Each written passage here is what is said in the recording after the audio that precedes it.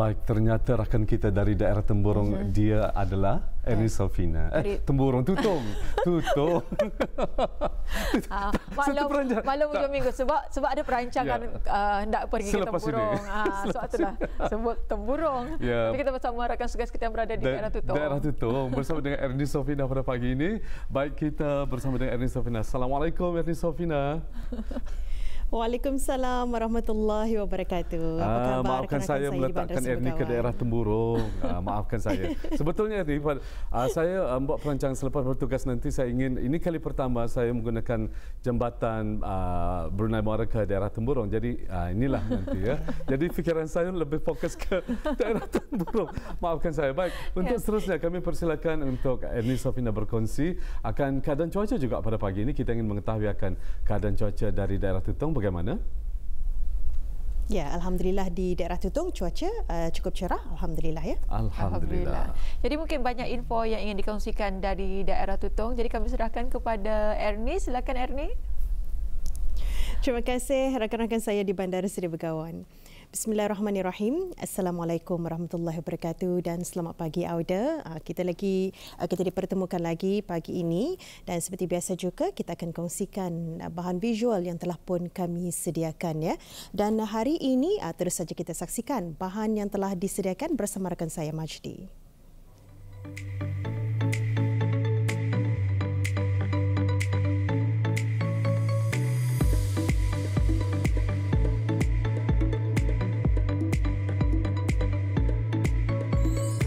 Terdapat pelbagai kategori tanaman yang biasanya digunakan bagi menghiasi dan menceriakan kawasan lanskap di sekitar halaman rumah. Ia terpulang kepada individu itu sendiri untuk mencorakkan atau mengoptimumkan ruang-ruang yang sedia ada dengan tanaman-tanaman pokok atau bunga agar kelihatan indah dan menarik pada pandangan mata. Apatah lagi kawasan yang dimanfaatkan itu adalah halaman rumah sendiri. Dengan hanya mempunyai ukuran ruang kawasan yang terhad dan sempit, Babu Hajah Nafsiah binti Haji Abdul Latif bijak dalam mengatur susunan tanaman yang beliau usahakan, iaitu tanaman daun irik. Tanaman yang tumbuh subur menghijau menenangkan ruang terhad di halaman sisi rumah beliau.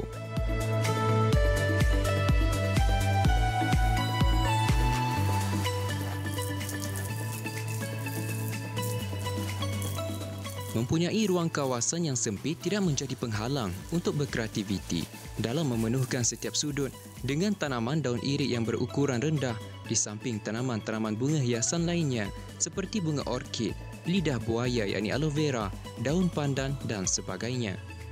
Menanam dan menjaga tanaman ini sudah menjadi rutin harian beliau sejak dahulu lagi kerana aktiviti seumpama ini menyihatkan tubuh badan. Kalau dilihat ni Babu banyak daun irik yang kita tanam ni Babu. Jadi boleh saya mengetahui apa yang buat Babu terinspirasi untuk menanam daun irik ni? Boleh. Pada mulanya ketika Babu membuat kelupis, masa tu kehabisan daun, jadinya timbullah kalau ada akan datang. Jadi Babu ada idea lah untuk menanam daun-daun irikan ni. Dan yang lain-lain pohon pun ada Babu tanam ni seperti pokok pandan, bunga aloe vera je dan orkid je. Ya, dicampur aduk. Dan dapat juga dilihat tempat Babu menanam ni orang kawasannya agak terhad. Jadi macam mana ni? Sebenarnya adakah ni memang kawasan untuk menanam pokok-pokok ataupun sebenarnya ni kawasan untuk kawasan lain sebenarnya? Memang bukan dihaskan ya, hanya memandangkan tempat ni sudah kecil kan, jadinya ada lain lagi Babu tanam sini sajalah. Jadi kalau dari segi penjagaan daun irik ni Babu bagaimana? Sanangkah atau macam mana? Kira anda je susah. Kalau sekiranya Babu tanam, kalau sekiranya pasunya tu penuh, kalau disiram-siram sudah nampak macam layu, jadi Babu angkatlah dan dibelah-belah dia punya tu, dihancur-hancurkanlah, dibagi-bagi dan ditanam balik tempat pasu lain. Jadi penanaman daun irikan ni mengambil masa berapa lama ni sebenarnya? Kira kalau untuk kesuburannya dalam 3 ke 4 bulan. Kalau kira di sini ni ada jauh waktunya panas, ada jauh macam ni sebab terlindung oleh bangunan ni kan dan terlindung di rumah Babu. Jadi kan tahan panas, tahan juga lah.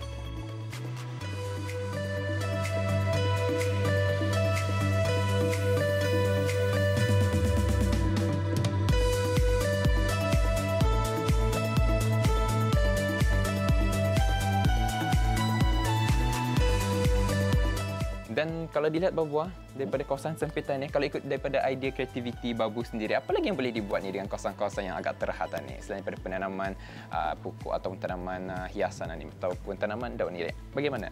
Kalau kira pun apa saja pun boleh ditanam benda. Yang penting tani rajin. Yang penting tani rajin. Rajin. Apa-apa saja boleh diolah-olahkan lah. Bukan terletak pada daun irik saja.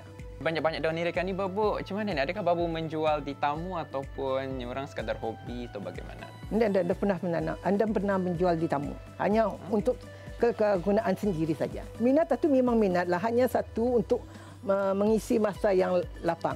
Jadi macam dari segi orang memupul ataupun memotong daun irikan ni, soalnya bila Babu buat tu? Kira kalau sudah nampak macam pasu tu sudah labat, jadi Babu pasal potong-potong, ambil daun-daun yang agak besar-besar itu sesuai untuk dibuat kelupis. Lebih kurang macam inilah besarnya.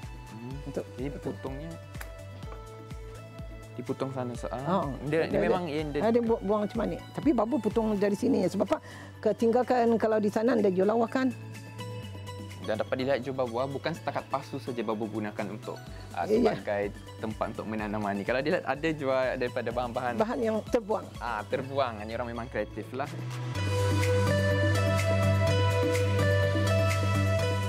Bermula pada tahun 2008, beliau mula menanam anak pokok daun irik sebagai hobi. Dan dengan penjagaan yang kerap dan betul, tanaman daun irik akan tumbuh dengan segar dan sihat. Beliau turut berkongsi antara tips yang beliau sering lakukan. Yang antaranya ialah mengorek tanah di sekeliling pokok daun irik sebelum menyiram dengan air paip atau air cucian beras untuk memastikan air yang disiram meresap ke dalam akar pokok.